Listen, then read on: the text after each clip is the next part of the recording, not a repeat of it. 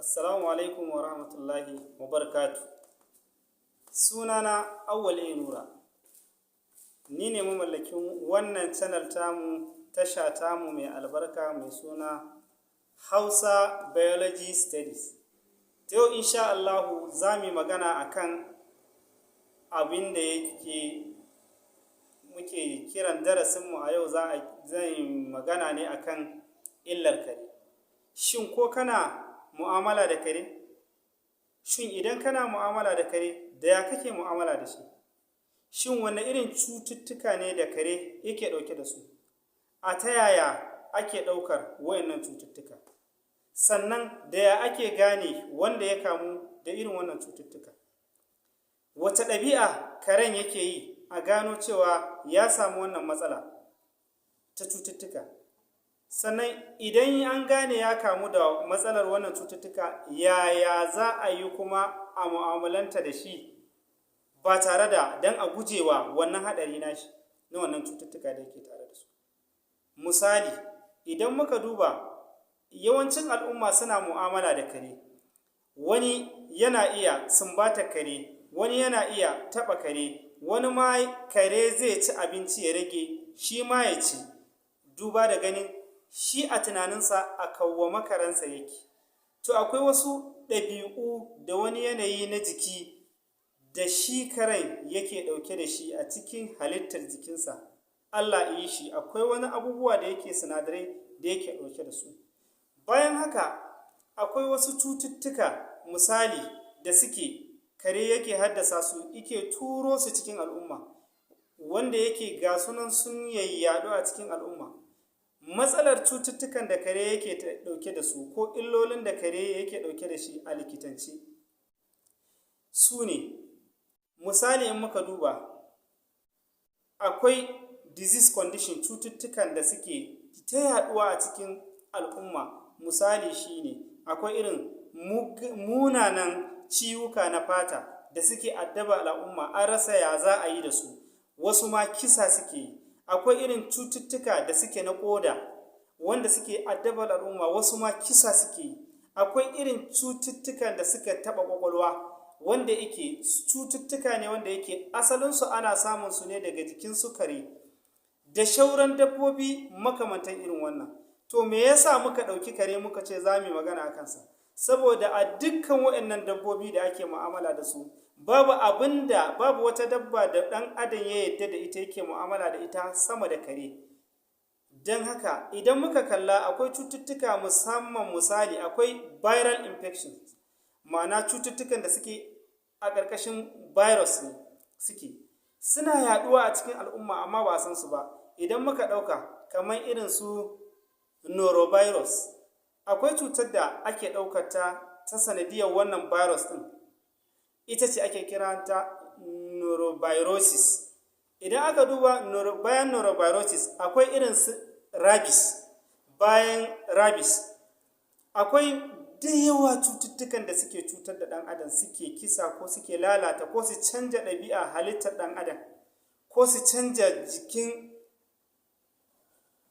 bayan ɗabi'a su canja halittar jikin ɗan adam, ko su canza masa wata kama, ko ɗabi'unsa na ɗan adam ya canja ya zama wani iri. Misali shine bayan viral infection akwai irin abin da ake kiransu bacterial infection. Yawansu wadda suna da wahalar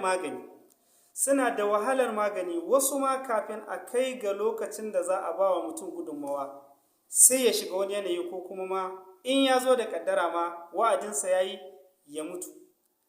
Misali su ne kamar haka: akwai irin su capnocytophaga, irin su buditella bronchoseptica, irin su leptospira, irin su staphylococcus intermedius, irin su methicillin syndrome, da dai shauran cututtuka da yawa wanda suna da matuƙar yawa. To insha Allahu za mu iya iyakar mu, za mu dinka ɗauko su muna kawo su kamar ƙwaya ɗaya ko ƙwaya biyu haka. Duk lokacin da muka ɗauko su za mu yi bayani a kansu, sannan za mu ga ta yaya wata irin mu'amala kuma ake yi sai a ɗauka a jikin karen. Sannan kuma shi karen ya za a gane wannan cutar ta same shi, sannan bayan ta same shi wanne mataki za a ɗauka don kada ta yaɗu a cikin al'umma, sannan wanne dabaru ake yi wajen kawwame shin. Don saboda wani zai iya cewa saboda kamar akwai likitocin da suke likitocin dabbobi ne, za ka ga sau da yawa sukan daƙumar karen kai tsaye da wasu abubuwa, ko wajen yi masa allura ko wajen bashi magani. To don saboda haka idan ba mu san wannan, idan saboda matsalolin viral infection yawancinsa zai a contagious disease, cututtuka ne wanda suke suna da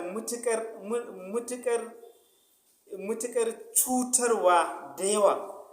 Za ka iya taɓa shi ma kawai idan ka ɗauka, za ka iya zuwa ka yi mu'amalanci abu, kai ma ka zo ka kusanci abin ka mu'amalance shi, kai ma sai ka ɗauka. To insha Allahu za mu ga wace irin ɗabi'a ɗan adam yake yi idan ya kamu da ɗaya daga cikin irin waɗannan cututtuka. Sannan wanne irin mataki ake ɗauka a an first aid, a matsayin abin da ake kira rigakafi, kafin a kai shi maza a kai shi gurin likitan dabbobi da zai iya, ko kuma wurin likitan mutane zai iya ba shi gudunmuwa a auna shi, a gano ma wacce iri ce, shin zargin da ake na kazance ta kama shi itan ce ko ko ba ita ba ce. Sannan in Allah ya yarda za mu ci gaba da kuma ganin meye matsayin kuma mai mu'amala da mai wanda yake mu'amala da kare. Sannan yaya cutar takan iya baro iyashi ta shigo ta samu har wannan wanda yake da mu'amala da karen, ko ko a iyashi take tsayawa.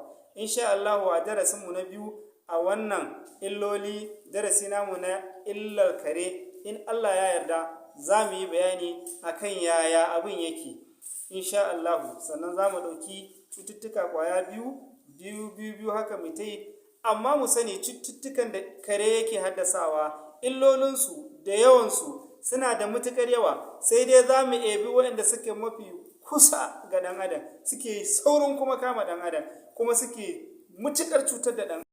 Alhamdulillahi rabbil alamin. A nan muka kawo ƙarshen wannan shirin namu na yau. Insha Allah ka dage kai subscribing, ta yanda bidiyon mu na gaba za mu kawo duk waɗannan bayanai da muka fara yi na wannan cututtuka.